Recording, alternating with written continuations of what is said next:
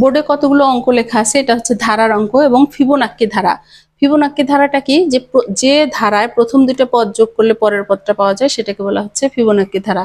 তো প্রত্যেকটা ধারা অঙ্কই কিন্তু প্রথম দুটো পদ যোগ করলে পরবর্তীটা পাওয়া যাবে। তাহলে এটার আনসার কত হবে? 11 আর 18 যোগ করলে এটা কত হয়? 29। এটার পরবর্তী পদ হবে 21 আর 34 যোগ করলে কত হয়? 55। পরবর্তী পদটা 55। এটার পরবর্তী পদ কত হবে? 5 আর 8 যোগ করলে কত হয়?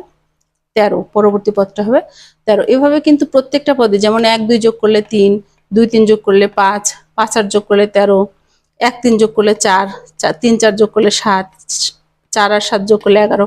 এভাবেই কিন্তু পদগুলো গঠিত হয়েছে। তো ধারা, ফিবোনাক্কি ধারা থেকে কিন্তু প্রায় অঙ্ক আসে। এখানে দেখেন, এটা প্রাথমিক সহকারী শিক্ষক 10 সালে এসেছে, এটা 26তম বিসিএস এসেছে, প্রাথমিক সহকারী শিক্ষক 19 সালে এসেছে, ডাকে 23 সালে এসেছে, 24তম বিসিএস এসেছে, প্রাথমিক সহকারী শিক্ষকের 13 সালে এসেছে। এভাবে প্রত্যেকটা পরীক্ষায় কিন্তু বিভিন্ন সালে এসে থাকে। তো আমরা কিন্তু সহজেই ধারা থেকে 1 নম্বর কমন পেতে পারি যদি আমরা ধারার অঙ্কগুলো ভালো করে প্র্যাকটিস করি।